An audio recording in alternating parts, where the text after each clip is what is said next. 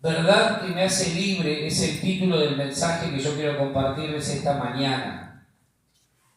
Dice la Biblia en Juan capítulo 8, versículo 32. Vamos a buscarlo y vamos a estar meditando en algunas cosas que quiero compartirles en esta hora. Juan capítulo 8, versículo 32 dice: y conoceréis la verdad, y la verdad os hará libres. Y conoceréis la verdad, y la verdad os hará libres.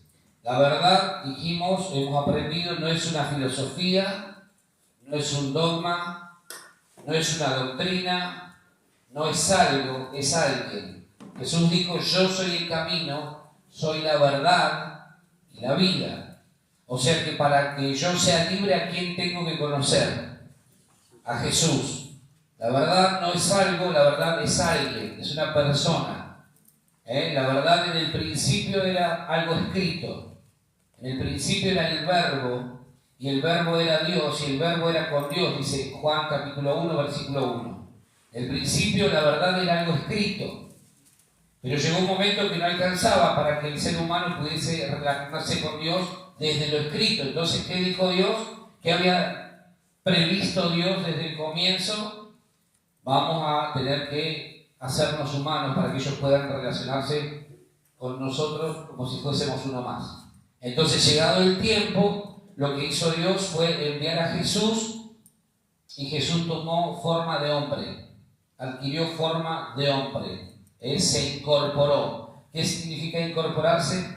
Adquirir un cuerpo. Ese cuerpo inicialmente era Jesús. El propio Jesús se había incorporado, había adquirido un cuerpo. La palabra en sí misma era una forma de expresión de un cuerpo, pero necesitaba materializarse. Vino Jesús. Después que Jesús asciende a los cielos, sigue Dios proveyéndose a sí mismo de un cuerpo, que ahora es la iglesia, que es el cuerpo de Cristo. O sea que nunca dejamos de tener al cuerpo de Cristo presente. ¿Sí? El cuerpo de Cristo hoy es la iglesia. La iglesia son todos aquellos que han creído en Jesús como su Señor y Salvador, que se han arrepentido de sus pecados, que han sido añadidos al cuerpo de Cristo y que están participando activamente de ese cuerpo. ¿Sí? ¿Hasta ahí vamos? Entonces, esa es la verdad que en principio a mí me hace libre, que nos hace libres. Ahora vamos a Mateo capítulo 22.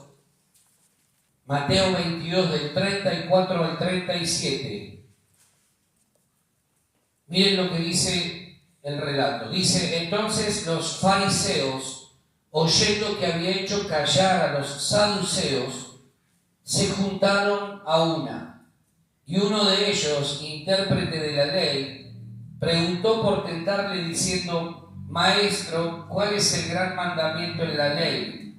Jesús le dijo: amarás al Señor tu Dios con todo tu corazón y con toda tu alma y con toda tu mente. Este es el primero y grande mandamiento, y el segundo es semejante: amarás a tu prójimo como a ti mismo. De estos dos mandamientos depende toda la ley y los profetas. ¿Cuántos de nosotros alguna vez hemos orado de esta manera? Señor, yo quiero amarte más. Ayúdame a amarte más. ¿Cuántos alguna vez oraron de esa manera? Todos, creo que en algún momento le hemos dicho: Señor, ayúdame a amarte más. Yo quiero amarte más.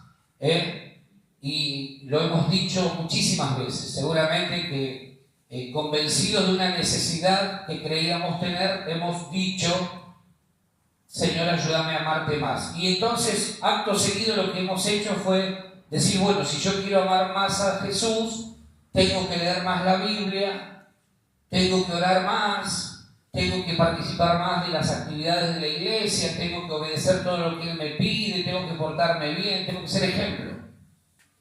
Porque es la manera en que yo voy a poder evidenciar que estoy amando más a Jesús. ¿Sí? Ahora, te pregunto, ¿cuántas veces, después de decirle al Señor: Señor, ayúdame a amarte más, yo quiero amarte más, y después de proponerte, por ejemplo, durante la semana siguiente a esa declaración, voy a orar más, voy a leer más la Biblia, ¿cuántas veces te frustraste porque no pudiste cumplir con eso que habías dicho en la semana anterior? ¿Cuántas veces sentiste frustración y decepción y desencanto con vos mismo? ¿Por qué? Porque lo que habías dicho el domingo no lo pudiste sostener la semana siguiente. Dijiste, Señor, yo quiero amarte más esta semana. Esta semana te voy a amar más. Y como muestra de esa sincera declaración que vos creías tener, dijiste, esta semana voy a pasar más tiempo en oración. Esta semana voy a orar más. Esta semana voy a leer más la Biblia. Esta semana voy a ser más fiel. Voy a predicar a todo mi barrio, a todos mis vecinos, como una declaración que trataba de convencerte a vos mismo. Entonces, ¿qué pasó? Llegó el domingo siguiente y te diste cuenta que todo lo que habías declarado la semana anterior no pasó ni la mitad de nada. No hiciste absolutamente nada. ¿Sí? ¿Me van siguiendo? Entonces, ¿qué sentiste? Automáticamente pensaste, esto no es para mí. Y empezaste a autodescalificarte. Yo no puedo. Esto no es para mí. Seguramente será para otra gente, pero para mí seguro que no, porque cada vez que yo prometo algo, cada vez que le digo a Dios, Señor, ayúdame a amarte más, quiero amarte más, quiero demostrarte cuánto te amo y quiero demostrarte realmente, Señor, cuánto me importás, a mitad de semana ya estoy decepcionado conmigo mismo. Porque no le cumplo a Dios. Porque pienso que lo que le prometí es pura palabrería. Y entonces empieza toda una lucha por tratar de reponerte de esa situación frustrante. ¿Cuántas veces volvió a llegar el domingo y volvimos a repetir el modus operandi? Dijimos, vamos nuevamente a intentarlo, porque en algún momento tiene que darse. Entonces, arrancaste el domingo y dijiste, primer día de la semana, voy a ir a la iglesia, te pusiste la mejor pincha, viniste con lo mejor y dijiste, esta semana es mi semana. Señor, esta semana de verdad que te voy a amar más. Esta semana posta te voy a buscar más. Esta semana de verdad que voy a leer más la Biblia, voy a orar más, es más, voy a ayunar y voy a cantar las canciones de moda y qué sé yo cuántas cosas más le agregaste para impresionarlo a Dios. Y Dios desde el cielo diciendo, ya sé lo que va a pasar, a mitad de semana se va a encontrar frustrado de vuelta. Y va a querer abandonar la fe, y se va a empezar nuevamente a clavar puñales diciendo esto no es para mí, qué sé yo cuántas cosas más que seguramente a lo largo del tiempo, en más de una ocasión, nos ocurrió. ¿Es así o no? Te desgastaste, te quedaste sin fuerzas, te quedaste sin ánimo, y dijiste, esto no es para mí. Ahora, ¿por qué? Porque la realidad indica que muchas de esas declaraciones estaban basadas en nuestra propia capacidad, en nuestro propio esfuerzo. Muchas veces nosotros, por no entender de qué se trata esto, de la vida de Cristo obrando en nuestro interior, hacemos esfuerzos descomunales por portarnos bien. Me tengo que portar bien porque soy cristiano y porque se espera de todo cristiano que se porte bien. Pero de repente tuviste una situación en la semana donde no te portaste bien y automáticamente todo lo que habías construido hasta ese momento se vino al piso. Y nuevamente a remarca, nuevamente, bueno, arranquemos de vuelta. Y sentí que la vida cristiana se torna una mochila insoportable. ¿Sí o no? Voy a decir, no, pero esto no puede ser así. Y todo el tiempo intentando, pero lo hacemos en nuestras propias fuerzas. Todas esas declaraciones, Señor, ayúdame a amarte más, esta semana voy a buscarte más, muchas de esas declaraciones están basadas y sustentadas en nuestras propias capacidades. Y ese es el problema. El apóstol Pablo dice que es Dios el que produce en nosotros el querer como el hacer. Es Dios en mí. Es Dios el que me motiva a hacer lo que debo hacer o lo que se espera que debo hacer. Cuando yo me autoimpongo algo, muchas veces fracaso. Porque está sustentado en una capacidad humana. Y tu capacidad humana y mi capacidad humana están y son limitadas. ¿Sí? Tu capacidad humana, tu voluntad, tiene un límite y se agota. Se agota. Entonces esta idea de que debemos amar a Dios con todas nuestras fuerzas proviene de las propias palabras, de las mismas palabras que Jesús pronunció. Amarás al Señor tu Dios con todo tu corazón y con toda tu alma y con toda tu mente. ¿Eso lo dijo Jesús? ¿Lo dijo Jesús? Sí, lo dijo. No estamos negando lo que Jesús dijo. Pero hoy yo quiero llevarte a pensarlo desde otro lugar, a meditarlo desde otro lugar, desde otra perspectiva. No se trata de negar lo que Jesús dijo, sino de entender realmente lo que está ocurriendo según este relato. Porque ese mandato no es aplicable para vos y para mí hoy. Y lo vamos a entender. ¿Por qué no es aplicable esto de amarás al Señor tu Dios con toda tu mente, y con todo tu corazón, y con toda tu alma, y con toda tu fuerza? ¿Por qué no es aplicable para vos y para mí hoy? Mirá lo que dice el versículo 35.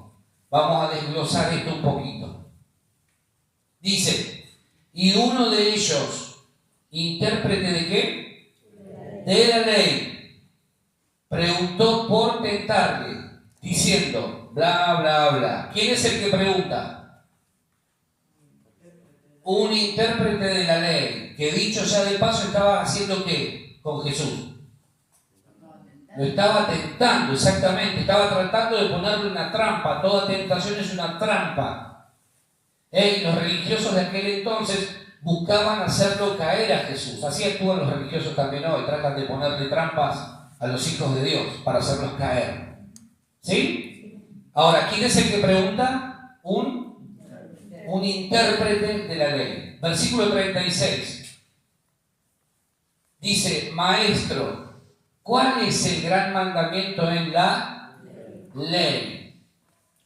¿Cuál es el gran mandamiento en la ley? ¿Cuál es la pregunta ahí? ¿Cuál es el gran mandamiento en la ley? La ley se refiere a los 5 primeros libros del Antiguo Testamento. Génesis, Apocalipsis, Génesis, Éxodo, Levítico, Deuteronomio. ¿Quién escribió esos 5 libros? Moisés. Ahí está lo que se conoce como la ley. Y dentro de esa ley, Dios escribió los 10 mandamientos. Éxodo capítulo 20. Dentro de ese contexto de ley, Dios le dictó a Moisés en el Sinaí los 10 mandamientos. ¿Sí? ¿Estamos hasta ahí? Ahora, prestadle nuevamente atención a la pregunta. ¿Quién era el que preguntaba? Un intérprete de la ley. ¿Qué es lo que le pregunta a Jesús? ¿Cuál es el gran mandamiento en la ley? Y Jesús, lleno del Espíritu Santo, de sabiduría y de toda gracia, Él responde según Deuteronomio capítulo 6, versículo 5. Vamos a buscarlo rapidito. Deuteronomio capítulo 6, versículo 5. Esa es la respuesta que Jesús le da. Él le dice, amarás a Jehová tu Dios de todo tu corazón y de toda tu alma y con todas tus fuerzas. O sea, Jesús al intérprete de la ley que le hace una pregunta de la ley, le responde conforme a la ley. ¿Sí? ¿Qué significa Deuteronomio? Significa repetición de la ley o segunda ley. Ustedes saben, les he dicho muchas veces que la historia nos cuenta que Moisés, cuando baja del Sinaí con las tablas, los 10 mandamientos, encontró al pueblo de Dios danzando, alabando, adorando un becerro de oro. Entonces se encolerizó Moisés, agarró y dijo, estos me tienen repodrido.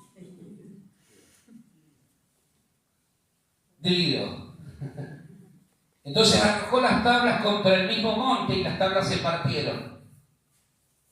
¿Sí? Entonces el pueblo quedó sin ley, quedó sin mandatos. Ahora, yo noté algo acá que fue como una inspiración que me vino después de que ya había terminado el bosquejo. En la ley, los mandamientos regulan nuestra conducta. Por eso Dios le tuvo que dar mandamientos a Israel para regular su conducta. Pero en la gracia es el amor el que regula nuestra conducta. Por eso Dios le dio a Israel, ¿qué le dio? Mandamientos. Pero Jesús a nosotros no nos da mandamientos. ¿Qué nos da? Amor.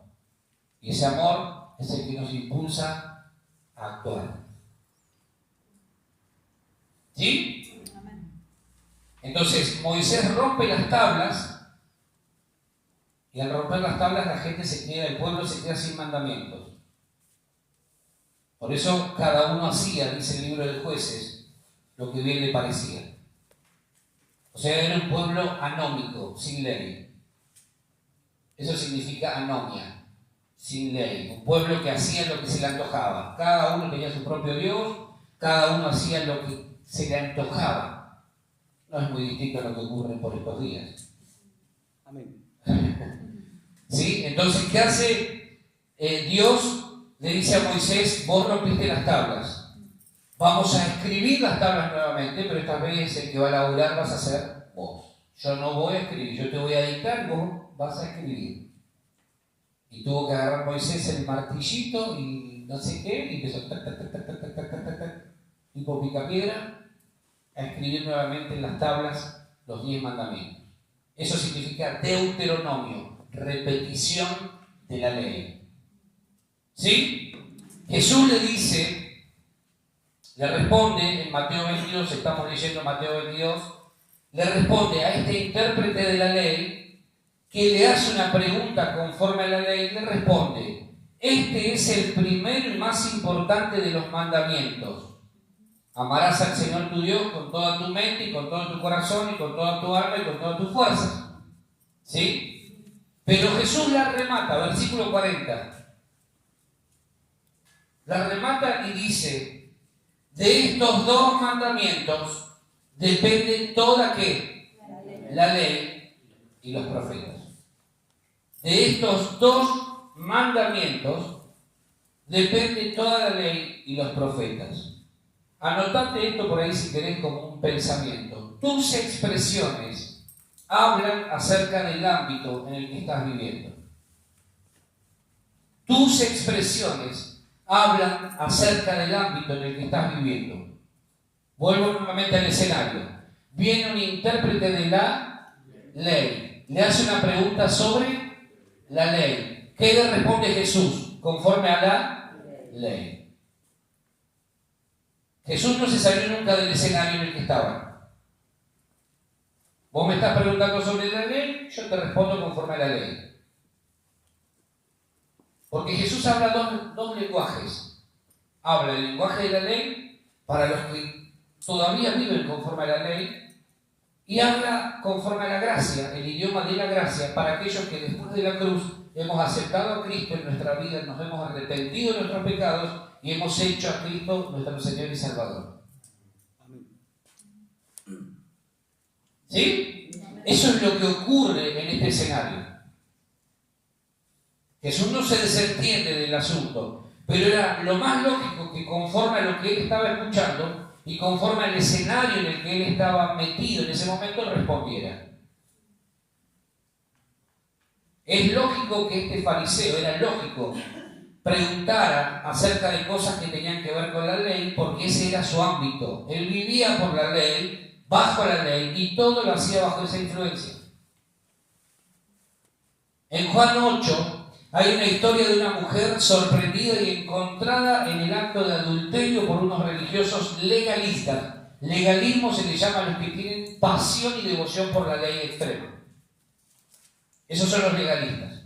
Entonces, ¿qué sucede? Estos fariseos, estos religiosos, la llevan delante de Jesús y le dicen, en la ley, la habían encontrado en adulterio a esta mujer.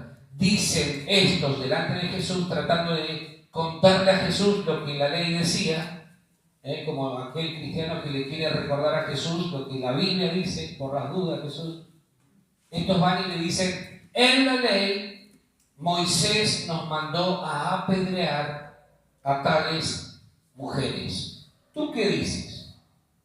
Pero como siempre estos estaban buscando ocasión para hacerlo caer a Jesús. Ellos buscaban desacreditar a Jesús.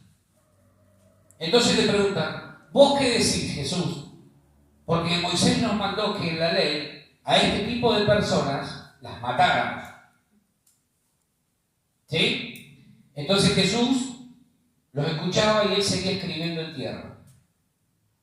Bla, bla, bla. Estos hablaban, se pasaban hablando. ¿Por qué Jesús no responde? Porque obviamente ese no era su ámbito.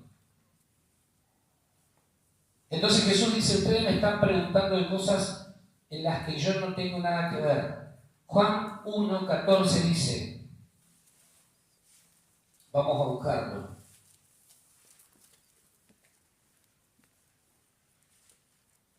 Dice, y aquel verbo fue hecho carne, se encarnó y habitó entre nosotros y vimos su gloria, gloria como del unigénito del Padre, lleno de gracia y de verdad. Es verdad lo que ustedes me están diciendo. Es verdad que Moisés ordenó que a este tipo de personas se las apedreara. Pero yo estoy lleno de gracia y de verdad. Ustedes están llenos de legalismo, de religiosidad y de mentiras, de engaño. ¿Sí? ¿Se va entendiendo hasta ahí? ¿Estoy diciendo claro? Entonces Jesús siguió escribiendo y automáticamente los mira y les dice que esté libre del pecado, que sea el primero en tirar la piedra. ¿Y qué pasó? Uno a uno, dice, sus conciencias los fueron acusando y uno a uno fueron dejando las piedritas ahí nomás. ¿Sí?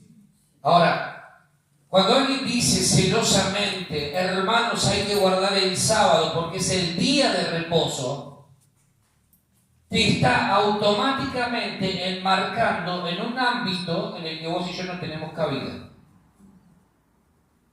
Cuando alguien celosamente dice el sábado lo tenemos que guardar porque es el día de reposo, automáticamente me estás queriendo sacar de mi ámbito y yo te respeto, pero no es mi ámbito.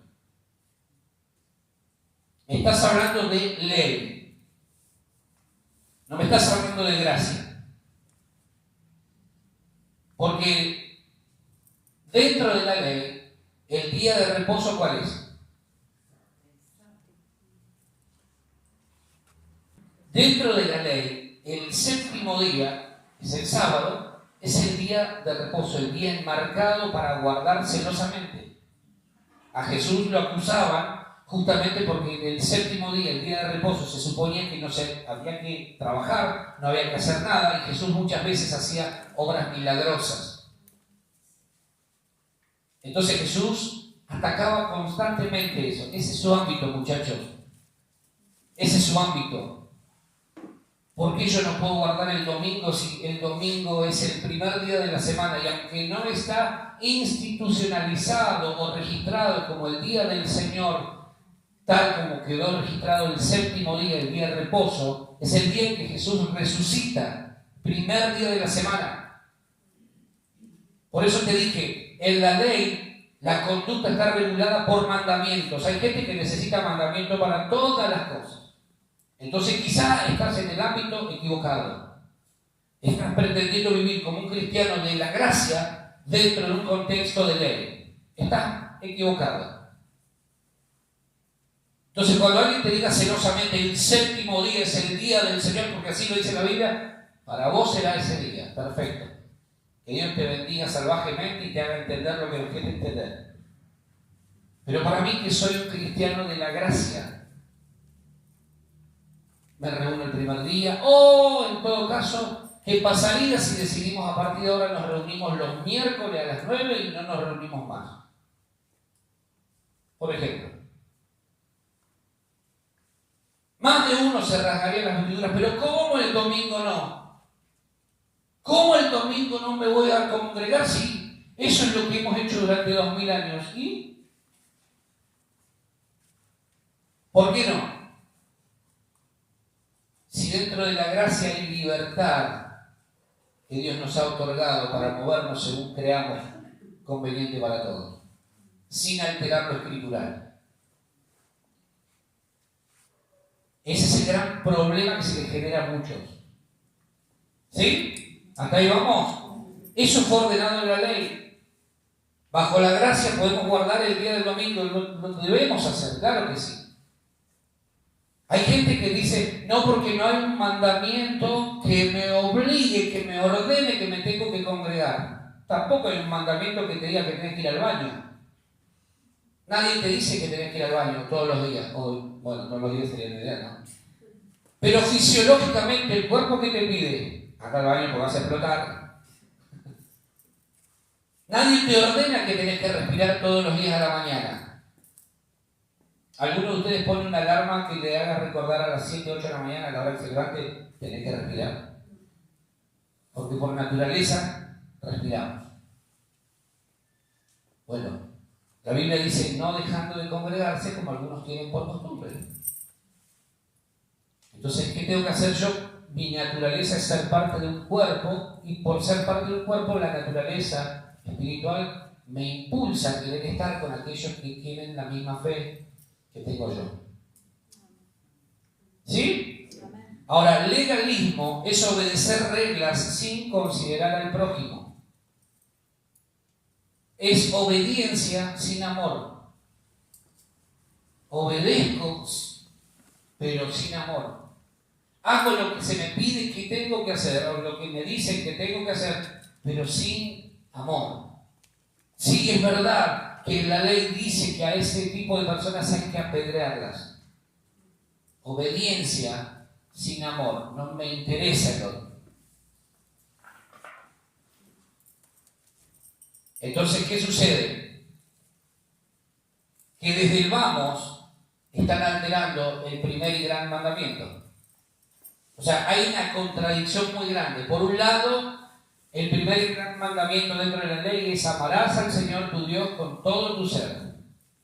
Y el segundo es amarás a tu prójimo. Por un lado, manifiesto amor a la palabra, a rajatabla, pero por otro lado, quiero que mi prójimo sea destruido.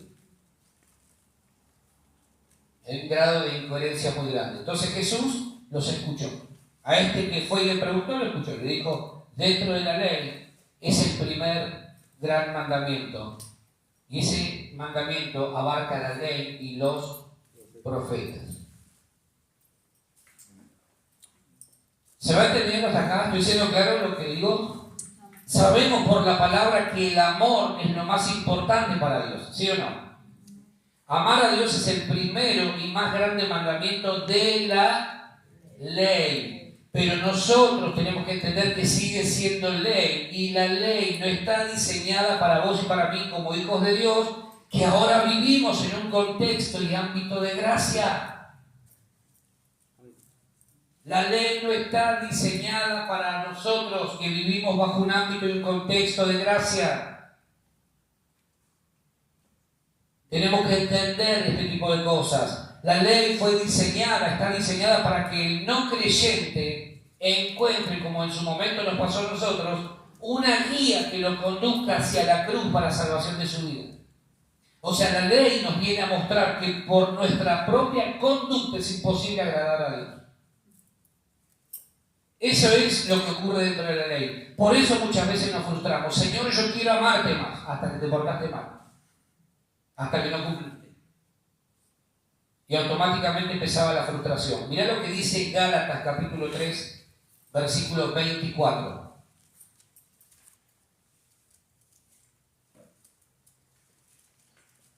Gálatas capítulo 3, versículo 24. Dice, de manera que la ley ha sido nuestro ayo. Ayo significa tutor o guía. ¿Para llevarnos a quién? A Cristo, a fin de que fuésemos justificados por la fe. Gálatas 3, 24. De manera que la ley ha sido nuestro tutor, nuestro guía, nuestro ayo. ¿Para qué? Para llevarnos a Cristo. O sea, la ley vino a mostrarnos que por nuestra conducta y nuestros méritos era imposible agradar a Dios. Vino a mostrar que estábamos más torcidos. Entonces, esa ley nos condujo hacia Cristo. ¿Sí? La ley operó para mostrarnos que necesitábamos de algo o de alguien más grande y actuó conduciéndonos hacia la cruz y hacia Jesús. Entonces, aunque la declaración de Jesús es verdadera, no es aplicable para los que estamos en la gracia. Jesús respondió a una pregunta, a una persona, dentro de un marco. ¿Cuál era ese marco? Ley. Jesús no se equivocó ni mintió. Respondió conforme a lo que quien preguntaba quería conocer. ¿Sí? ¿Por qué? Porque es una declaración de la ley. Perdón. Y vos y yo no estamos bajo la ley. Estamos bajo la gracia. Entonces, ¿qué te quiero decir? Que vivir en la gracia significa que la manera de amar de Dios cambió en un 100%.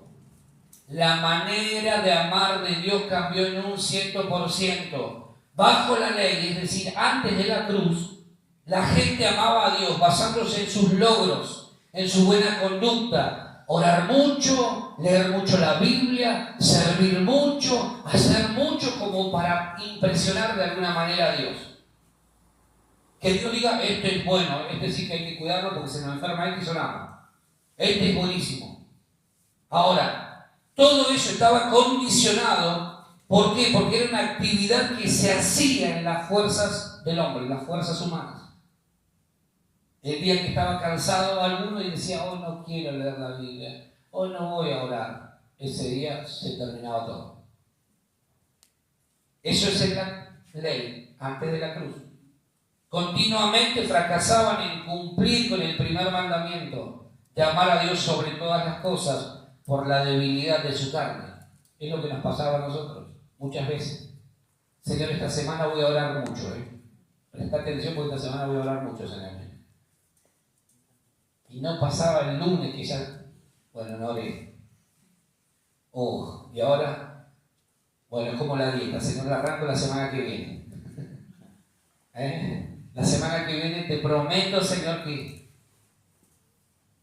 en la gracia se cambia el tener que lograr cosas por el recibir cosas. Escucha esto, en la gracia se cambia el tener que lograr cosas por el recibir cosas. Ya no depende de nuestra capacidad humana, ahora depende de lo que Dios ha determinado darnos. Eso es gracia, es recibir lo que no merecíamos. Eso es gracia. Amén. Por eso decimos que en Cristo estamos completos, porque cuando el Padre nos dio al Hijo, con Él nos dio juntamente todas las demás cosas. Por lo tanto, a partir de hoy, si entendemos esto, ya no vamos a orar más de la misma manera, creyendo que todavía necesitamos algo más para sentirnos completos. Porque quien está en Cristo está completo. Por lo tanto, no tengo que pedirle a Dios cosas que pertenecían a la ley. Si estoy en Cristo, estoy completo. Si estoy en Cristo, no necesito nada, no me falta nada. Tiene que cambiar nuestra manera de orar. Porque a veces declaramos una cosa, pero oramos conforme a otra. Entonces, si estamos en Cristo, estamos completos. Si estamos en Cristo, nada nos falta. Si estamos en Cristo, tenemos todo lo suficiente y más para poder vivir. No nos falta nada. ¿Sí? Tenemos que entender esto, porque a veces declaramos una cosa y oramos otra. Y nos sentimos muchas veces incompletos. Y la Biblia no miente, quien está en Cristo está completo. Nada nos falta. Me gusta una traducción del Salmo 23 que habla de esta manera, porque muchas veces leemos la Reina Valera y dice, Jehová es mi pastor, nada me faltará. Pero hay una traducción que dice, el Señor es mi pastor, nada me falta. Nada me falta. A veces un cambio en una palabra modifica la manera y la comprensión, la manera de entender lo que está escrito. Ahora, Jesús entendía a la perfección cuando hablaba con la gente el cómo debía responder a esta gente. Porque hablaba dos idiomas, te lo dije recién. A los nacidos bajo la ley les habló el lenguaje de la ley. A los no nacidos bajo la ley, los gentiles como vos y como yo, los que nacimos después de la cruz, Jesús les habla el lenguaje de la gracia. Bajo la ley merecíamos morir.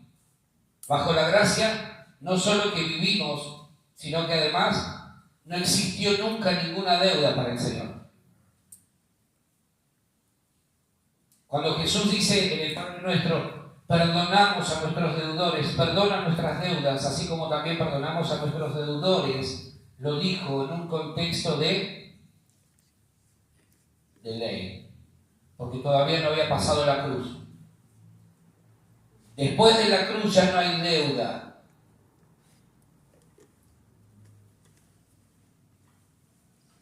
Mis pecados pasados, presentes y futuros, los que yo vaya a cometer en esos diferentes tiempos, ya fueron perdonados en la cruz, de una sola vez.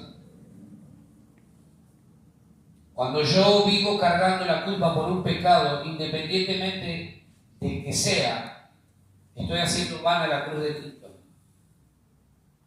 Porque mis pecados en la cruz del Calvario fueron anulados. Fue quitada, dice Pablo en Colosenses, el acta de los decretos que nos era contraria. Entonces yo no puedo vivir cargando sobre mis espaldas un pecado, la culpa por un pecado, porque ya Cristo pagó por esos pecados. No existe deuda. Es más, para Dios es como si nunca hubiésemos pecado.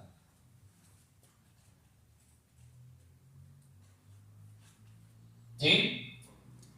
Jesús nació y vivió bajo la ley, pero en la cruz cumplió todos los requisitos de la ley para que nosotros podamos vivir bajo la gracia.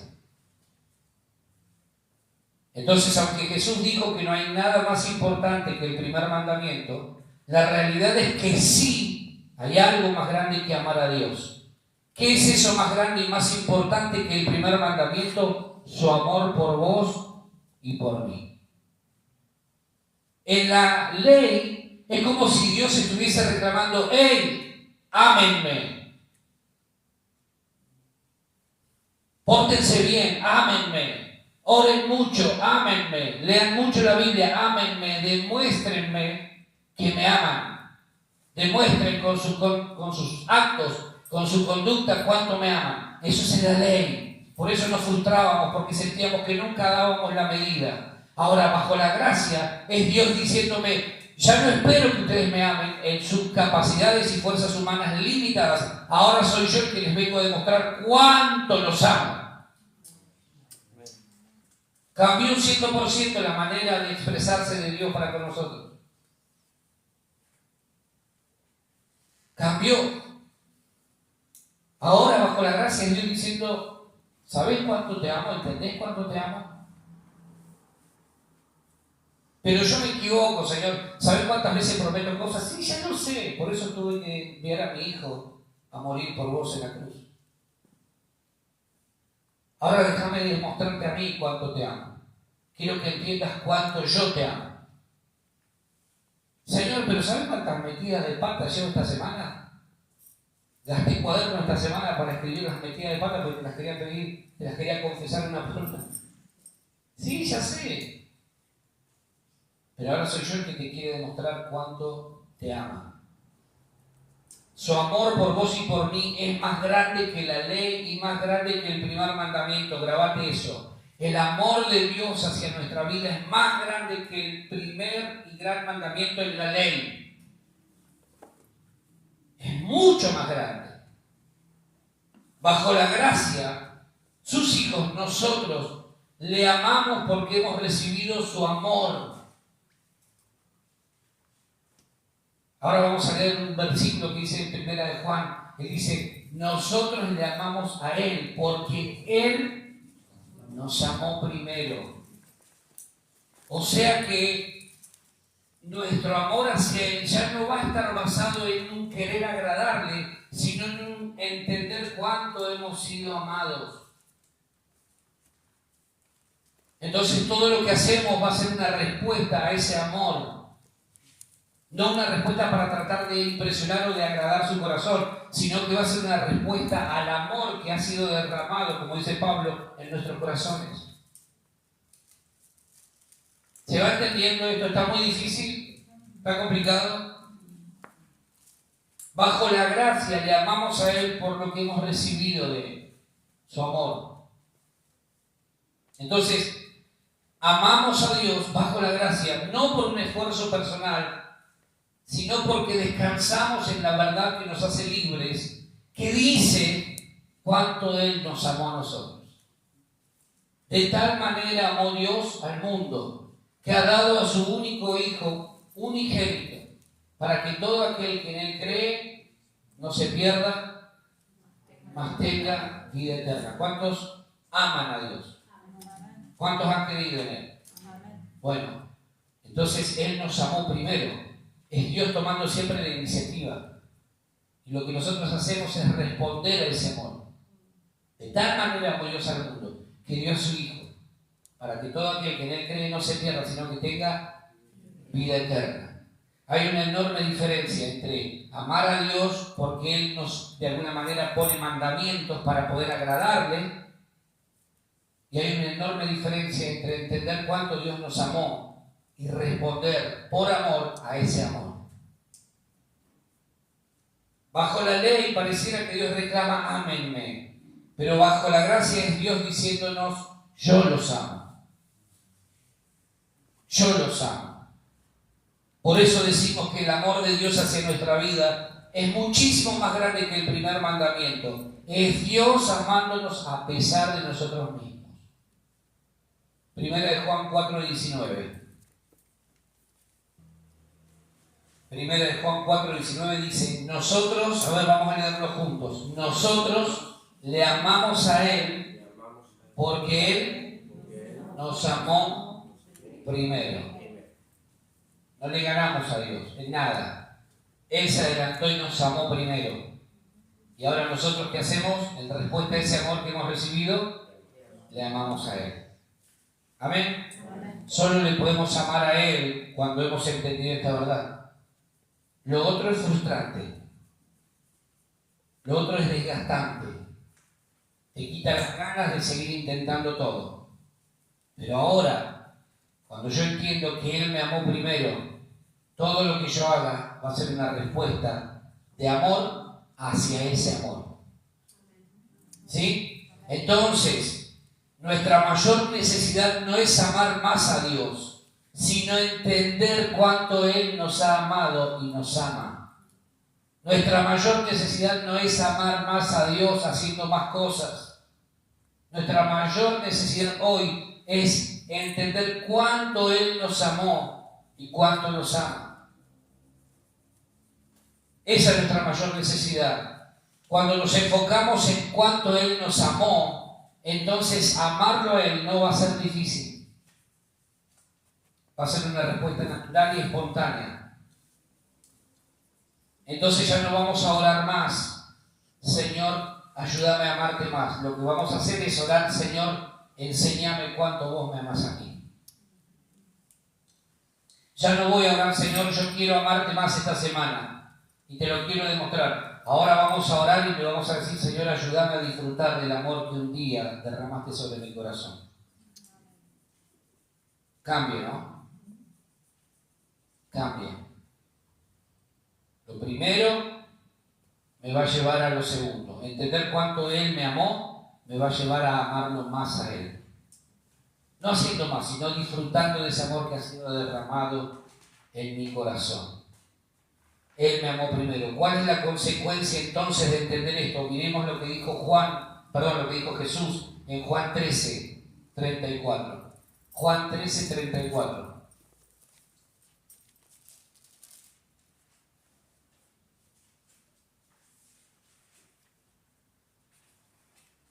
Dice, un mandamiento nuevo os doy, que os améis unos a otros, como yo os he amado, que también os améis unos a otros. ¿Cómo? ¿Cómo me amó Él? Con iniciativa. Él me amó primero. ¿Sí? ¿Amén? ¿Cómo me amó y me ama? Incondicionalmente.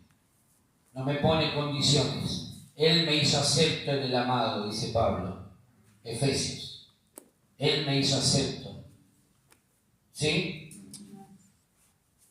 Cuando Pablo tuvo la revelación escritural, él dice, Dios me escogió desde el vientre de mi madre. Esa fue la primera revelación que Pablo tuvo. Él me escogió desde el vientre de mi madre. Pero cuando profundizó en esto, descubrió que Dios lo había elegido desde antes de la fundación del mundo. Hay una enorme diferencia entre descubrir o entender que Dios nos amó primero y que nuestra reacción va a ser por amor a Él, por haber entendido cuánto hemos amado, cuánto hemos sido amados, a hacer cosas para tratar de demostrarle a Él cuánto le amamos. Lo que Jesús hace es introducir una nueva forma de amar. Muchachos, un mandamiento nuevo les doy. Ámense. Como yo los amé, ámense entre ustedes.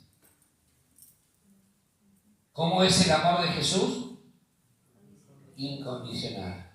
¿Qué es lo que hace Jesús? Toma la iniciativa. No esperó que nosotros lo amáramos o le amáramos a Él. Él nos amó primero. Bajo la gracia, somos llamados a amar a las personas incondicionalmente. De la misma manera, un mandamiento nuevo les doy, que se amen como yo los he amado. Qué bueno que Él no nos descarta. Qué bueno que Él nos sigue amando a pesar de las metidas de pata que podemos haber tenido. Qué bueno que Él no nos descarta. Nos sigue amando incondicionalmente. El amor del Padre por vos es más importante y mayor que todo tu amor humano por Él. Dios siempre es el que inicia y nosotros los que respondemos a su voluntad. Es el entendimiento de cuánto Él nos ama lo que nos va a llevar a responder a su gran amor. Mientras esa comprensión no exista, entonces nuestra respuesta será muy pobre. Dios inicia y nosotros respondemos. Romanos capítulo 5, versículo 5, dice, y la esperanza no avergüenza. Romanos capítulo 5, versículo 5. Y la esperanza no avergüenza, porque el amor de Dios ha sido derramado en nuestros corazones. ¿Por quién? Por el Espíritu Santo que nos fue dado. O sea, ¿dónde tengo amor? Dentro mío. Cuando el Espíritu Santo vino a mi vida, me llenó de amor. ¿Amor para qué? Para amar a otros como Dios me amó. ¿Y cómo Dios me amó? En Cristo. Incondicionalmente. Por lo tanto, cuando alguien dice se terminó el amor, eso va a ser motivo para otra predicación. Venga otro domingo, le voy a avisar cuándo. Pero es mentira que el amor se termina. Porque el Espíritu de Dios, ¿dónde está? Dentro mío. ¿Y fruto del Espíritu qué es? Amor. Ya de movida ahí te dice amor. ¿Y cómo me amó Dios? Con amor incondicional. Un nuevo mandamiento les doy, que se amen de la misma manera que yo los he amado, incondicionalmente. Si yo no te exigí que te portes bien para poder amarte, vos no pidas que el otro se porte bien para poder amarlo. Chao. Vamos al horno con papa frita. No le exijas al otro lo que yo no te exigí a vos para amarte. No exijas perfección que yo no te pedí a vos para poder amarte. No le exijas al otro. Y ahí se nos rompen todos los esquemas. ¿Sí? El amor de Dios ha sido derramado en nuestro corazón. Por lo tanto, estamos capacitados para amar a Dios y a otros de la misma manera en que fuimos y somos amados por el Padre.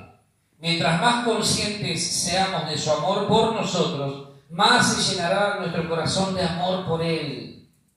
Mientras más conscientes seamos de cuánto Él nos amó, más conscientes y más vamos a poder llenar nuestro corazón de amor por Él. Y cuando eso ocurre, amar a Dios y a las personas a nuestro alrededor nos va a resultar sencillo, será sin esfuerzo y sin condiciones.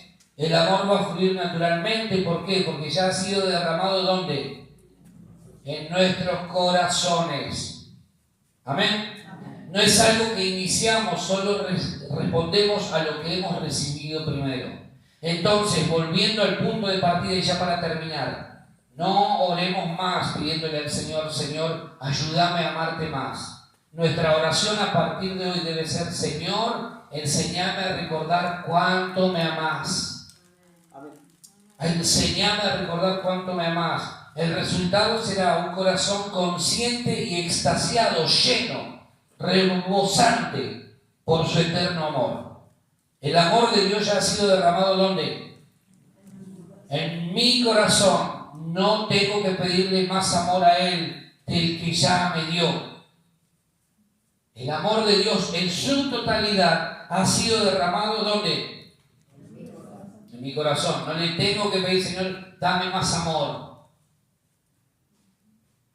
Porque el amor de Dios en su totalidad ha sido derramado en nuestros corazones. Nosotros no podemos generar amor tratando de hacer cosas buenas, portándonos bien, leyendo más su palabra o ayunar mucho, orar mucho. No podemos crear amor por Dios, porque Él es amor. Yo no puedo crear amor. Él es amor. Entonces, cuando el amor de Dios ha sido derramado en mi corazón, yo puedo amar a Dios y a los demás como he sido amado. Esto es lo que necesitamos entender. ¿Cuánto nos ama Dios? ¿Cuánto nos amó? Y se van a terminar todos los problemas. Cuando entendamos esto, se van a terminar todos los problemas. Va a existir menos gente, van a existir algunos inmaduros, pero va a existir menos gente ofendida. Hágase un poquito y trague. Porque el amor de Dios ha sido derramado ¿dónde? En nuestros corazones. Y entonces ese amor me impulsa a mí a amar a Dios y a amar a otros tal como he sido amado. ¿Seguimos acá o seguimos un poquito más o paramos acá o nos vamos a casa y seguimos la semana que viene? Nosotros no podemos crear amor por Dios, pero sí podemos amar como hemos sido amados. Cuando entendemos la manera en que hemos sido amados, todo lo que hagamos será por amor a Él. Orar no va a ser una carga, va a ser un deleite. Voy a estar con mi amado. Ay, tengo que orar porque si no me van a preguntar en la iglesia si oré y seguramente el domingo siguiente, ¿quién oró esta semana? Culpa, condenación, infierno. Leer la Biblia no va a resultar un peso. Otra vez, tengo que leer la Biblia. Me tengo que concentrar porque ya me dijeron que tengo que prestar atención a lo que leo. Y si no leo la Biblia, ¿qué va a pasar? Culpa, condenación, infierno. Congregar no vamos a necesitar que se nos recuerde que es importante. Lo vamos a hacer por amor a Él. Porque si no, si lo hacemos en nuestra capacidad va a pasar lo mismo. de siempre. Amar y perdonar a otros no va a resultar complicado. Evangelizar no será una carga, porque todo eso será el resultado de haber entendido la revelación del amor de Dios hacia nuestra vida.